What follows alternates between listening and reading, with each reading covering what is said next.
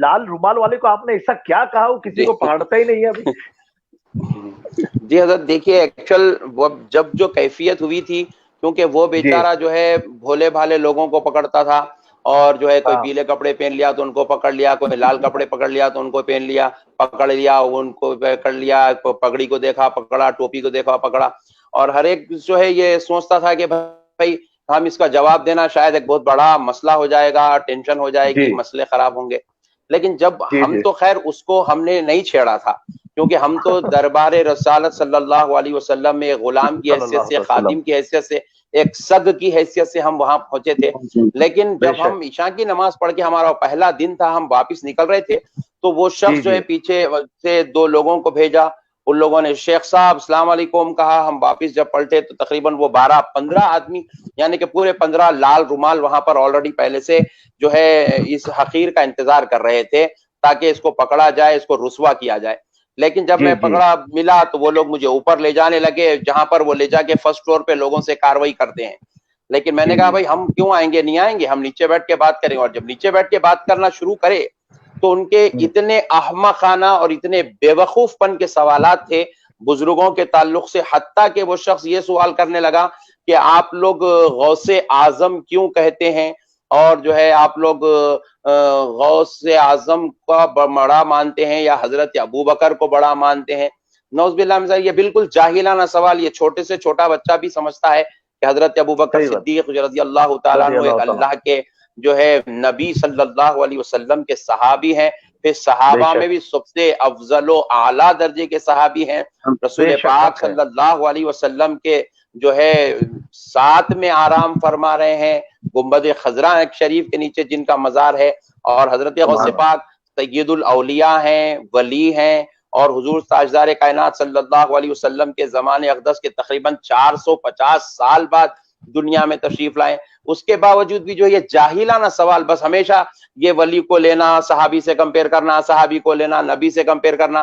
میں حضرت ابو بکر اور رسول اللہ کے بارے، حضرت غوث پاک کے بارے میں جب جواب ہی دے رہا تھا، پیچھے سے ایک اور ایک متوا پوچھتا ہے کیا حضرت عیسیٰ بڑے ہیں یا غوث پاک بڑے ہیں؟ ارے میاں تو صحابی سے جب تقابل نہیں ہو سکتا تو نبی سے ان کا تقابل کر رہا ہے. تو جب یہ اس قسم کی جاہلانہ باتیں ہوئی تو اس کے بعد ان لوگوں نے وہ خود اتنی، میں تو یہ سمجھتا ہوں کہ یہ میرے آقا کی نالین پاک کا صدقہ ہے، میرے غوث پاک کی نالین کا صدقہ ہے. اللہ تعالیٰ نے اس مقام پہ بلایا اور ان کے ان احمقانہ سوالوں کے ذریعے ان کو رسوا کیا.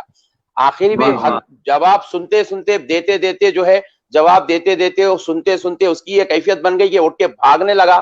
تو ساجد بھائی کے ملک کے کچھ لوگ تھے، ان لوگوں نے آواز دی کہ دیکھو لال رومال بھاگ رہا ہے، لال رومال بھاگ رہا ہے. تو وہ جو اس کی ذلت ہوئی، شرمندگی ہوئی، اس نے کیا کیا، وہاں پہ پولیس کو بلایا، جمع کیا. اس کے بعد وہ کیا، پھر پولیس اسٹیشن میں ہمارے سے بات ہوئی. تقریباً 2 گھنٹے تک ہماری جو ہے کاؤنسلنگ چلتی رہی، اور کیونکہ میں بھی وہاں پر اپنے چاہنے والے تھے ان کو بھی میں بلایا، پھر بات چیت ہوئی، سارا مسئلہ. بعد میں پھر اس کو بلایا گیا تھا، لیکن جب وہ آیا پھر ہمارے اوپر کچھ غیر غلط باتیں کرنے کے لیے، لیکن اس وقت تک کیونکہ مسئلہ حل ہو چکا تھا پولیس اسٹیشن میں، تو پولیس والوں نے اس کو جھڑکیاں دے کر وہاں سے ہکال دی. مطلب وہ ان کی بھی یہ بات معلوم تھی کہ یہ شخص بس یہی کرتا ہے، لوگوں کو پکڑتا ہے، سناتا ہے. لیکن ہم اپنے چینل کے ذریعے سے عوام تک ایک بات میں پہنچانا چاہتا ہوں. دیکھیے یہ جو لال رومال ہو یا پھر یہ کوئی بھی رومال ہو، ان کا وہاں پر کسی کے عقائد میں مداخلت کرنا یہ ان کی نوکری نہیں ہے. یہ سعودی گورنمنٹ نے ان کو عقائد میں کسی کے ذاتی معاملات میں مداخلت کرنے کے لیے جاب نہیں دیا ہے. یہ لوگ وہاں پر ایک معلم کی حیثیت رکھتے ہیں، خادم ہیں. جو لوگ عمرہ کے لیے آتے ہیں ان کو عمرہ کے مسائل بتایا جائے، جو زیارت رسول کے لیے آتے ہیں ان کو زیارت کے مسائل بتایا جائے، جنت البقیع کے متعلق اگر وہ کچھ پوچھتے ہیں تو ان کو وہ بتائیں، یا نماز کے کوئی مسئلے کوئی شخص پوچھتا ہے تو اس کو وہ بتائیں.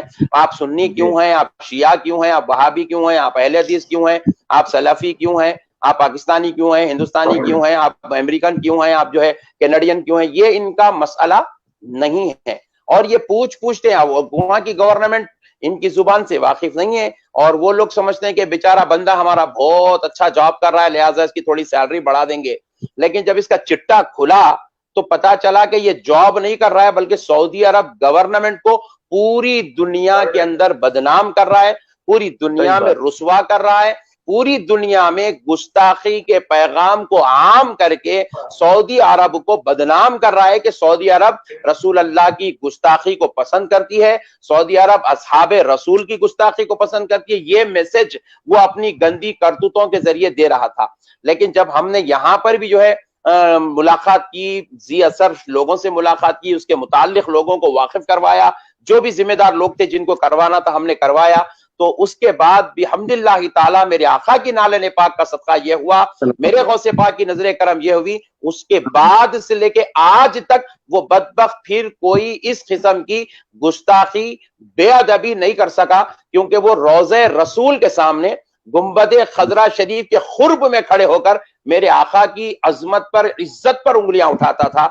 अल्लाह ताला ने उसे रुसवा किया, अल्लाह ताला ने उसके जो है अल्लाह ताला ने उसको पूरी दुनिया में रुसवा किया, और फिर वो जो है अपनी गंदी करतूतों से बाज आने पर मजबूर हुआ। अल्लाह का एहसान अजीम है, उसके हबीब का सदका है।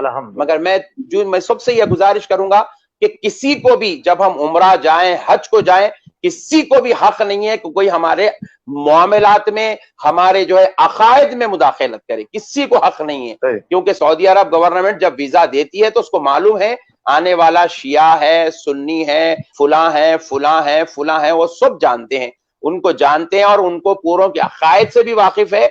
हम लोग दरगाह में जाके कौन सा फूल चढ़ाते हैं, फूल चढ़ा के कितने मर्तबा दरगाह पे गोल फिरा के खाते हैं, वो भी उनको मालूम है।